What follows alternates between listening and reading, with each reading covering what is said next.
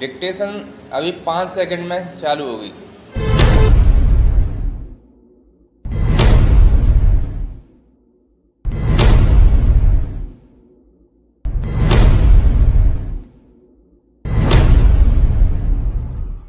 शुक्ला भाग 8 अभ्यास संख्या 68। माननीय अध्यक्ष जी, मैं मंत्री महोदय का ध्यान अपने राज्य की कुछ मुख्य समस्याओं की ओर आकर्षित करना चाहता हूं। स्वतंत्रता प्राप्ति के बाद इस देश ने बहुत उन्नति की है।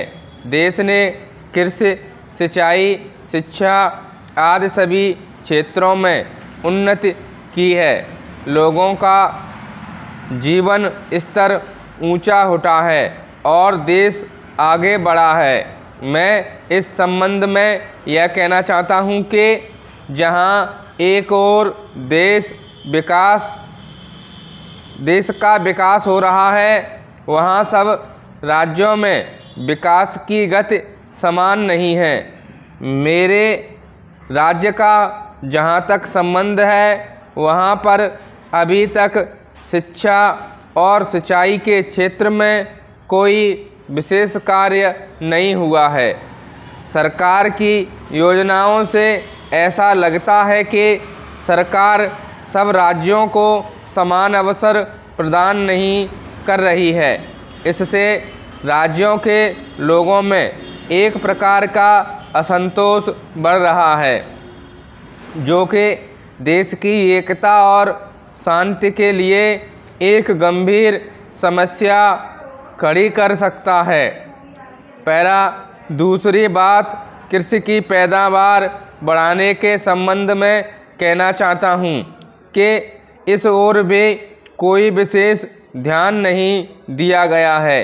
पिछड़ा राज्य होने के कारण लोग चाहते थे कि यहाँ के किसानों को सरकार की ओर से कुछ अधिक सहायता दी जाती, परंतु सरकार ने यहाँ के किसानों की आवश्यक मांगों को भी पूरा नहीं किया है।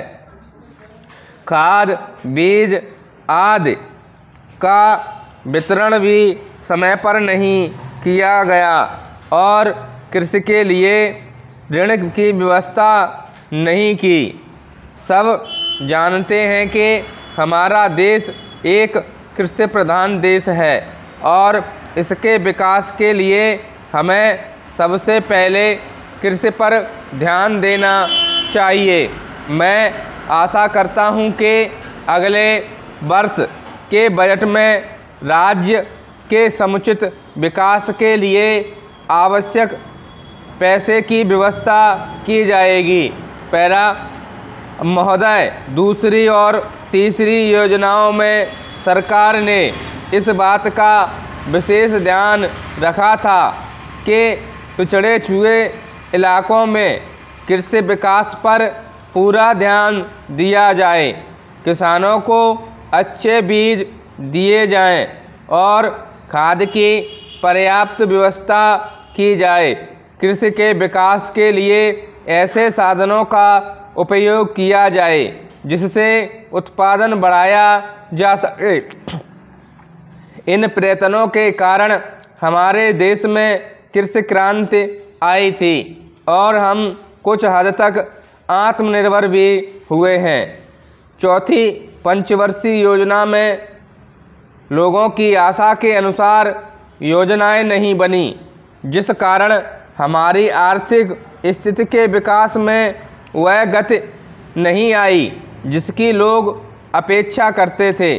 जहां पर कृषि के विकास के लिए पर्याप्त सुविधाएं नहीं दी जा सकीं, वहां पर विकास की गति धीमी हो गई।